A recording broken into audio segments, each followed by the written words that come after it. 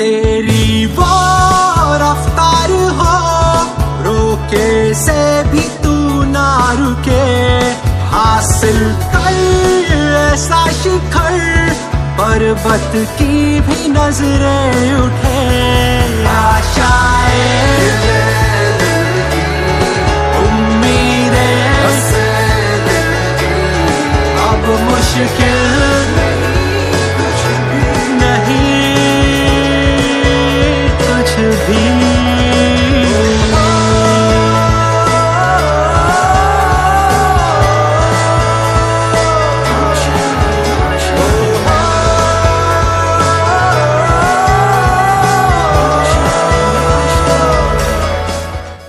कि जाने क्यों मुझे यहां आने पर बड़ा अपना सा लगता है, क्योंकि बच्चों मैं भी आपकी तरह कभी ऐसे ही स्कूल में, जो बहुत छोटा सा स्कूल लगता था, लेकिन नाम उसका भी बड़ा था और नाम इसका भी बड़ा है।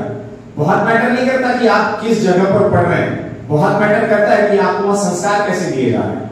तो मुझे यहाँ आने पर बड़ा अपना सा फील आता है, क्योंकि मैं भी बहुत एक छोटे से गांव से चला हूं, तो मैं आभारी हूं।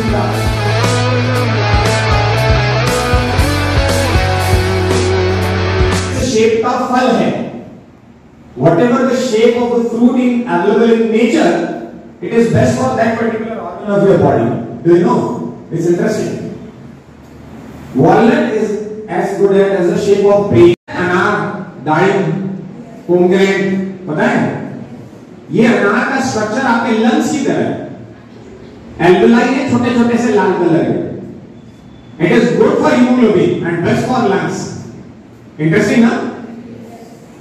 आपको पता है तो जो खीरा होता है, ककड़ी, जो देशी ककड़ी होती है, थोड़ी सी फ्लेक्सिबल होती है, वो फ्लेक्सिबल ककड़ी जो है, it is good for your intestine, क्योंकि आपका इंटेस्टाइन का शेप भी ऐसा ही is interesting, but this is true. So 4 साढ़े 4 के बीच में अखरोट जरूर खाएं। There is no other source, I am repeating a statement, there is no other veg source of omega-3 fatty acid other than walnut. So have walnut daily on at 4 PM or 5 PM. शाम को लेने का मतलब है आपका thyroid का balance हो करता है। मतलब मेरी तो सभी को सलाह होगी, सभी शिक्षकों को सलाह होगी कि 5 बजे के आसपास जिसको भी थायराइड का प्रॉब्लम है अखरोट जरूर खाएं।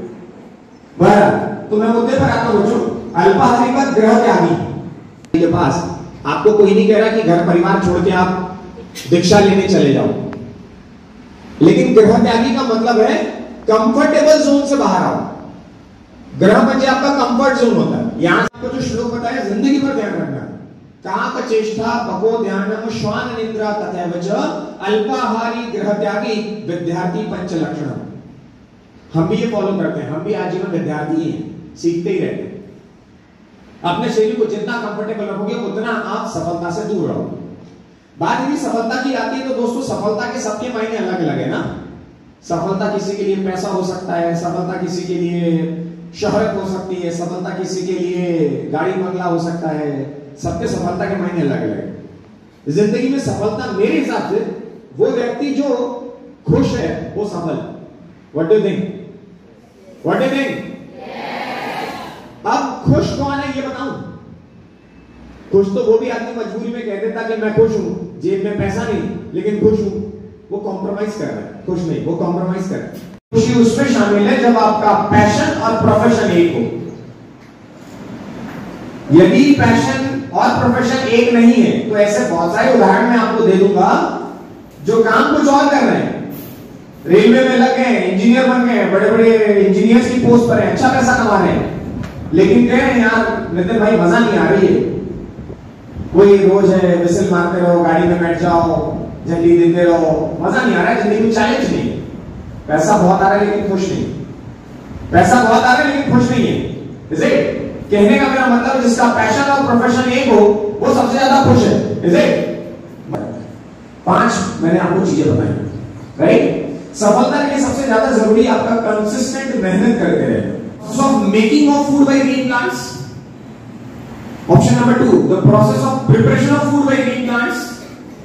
Option number 3, the process of synthesis of food by green plants. Option number 4, the process of production of food by green plants. And option number last, जो देना जरूरी है, all the above. जैसे आप ऑल द अबव लगाओगे आपको मिलेंगे -5, क्योंकि उनकी अप्रोच होती है सब्जेक्टिव, थ्योरेटिकल, और डिमांड है किस बात की? कंसेप्ट। यहां पर क्या लगने वाला है? कंसेप्ट। और हमने क्या लगाया? थ्योरी। बात समझेंगे? थ्योरी एग्जाम में आप फेल नहीं होते, क्योंकि आपने थोड़ा भी इधर उधर ले दिया तो 5 में से 3 नंबर मिल जाएगा, 4 मिल जाएगा, बहुत अच्छा लिखा तो 4.5 मिल जाएगा, परफेक्ट लिख दिया तो 5 मिल जाएगा। लेकिन नीट और जेडब्ल्यू और सीएससीएस में ऐसा नहीं हो रहा ना। 4 ऑप्शन भी है, and what is the beauty? All the 4 given options are not wrong. All the given 4 options are not wrong, but the correct is only one. And only the conceptual student who has clear concept, he or she will be tick on that option and will get the full marks. You understood what I am saying? Yes or no? Yes. समझ में? Seat के लिए 25 लाख बच्चा लड़ रहा है, और 10th वाले बच्चों ने डार्विन की थ्योरी यदि पढ़ ली हो, सिलेबस की हो गया हो, जानते हैं डार्विन को? नेचुरल सिलेक्शन, उसके लिए करना पड़ेगा स्ट्रगल फॉर एग्जिस्टेंस।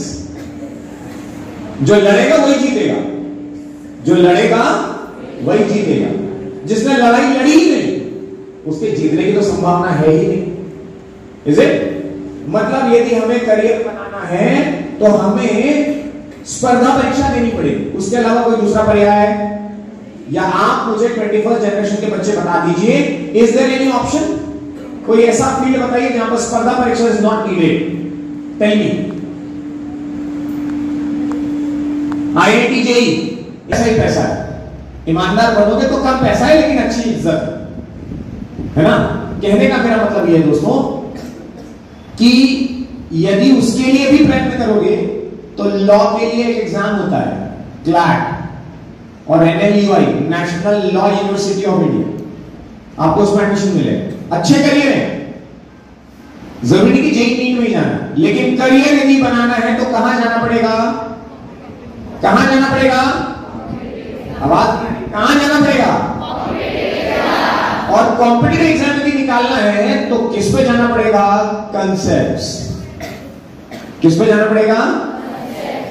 करियर बनाना है तो स्पर्धा परीक्षा, स्पर्धा परीक्षा पास करनी है तो कंसेप्ट, और कंसेप्ट यदि सही करना है तो अच्छा गुरु।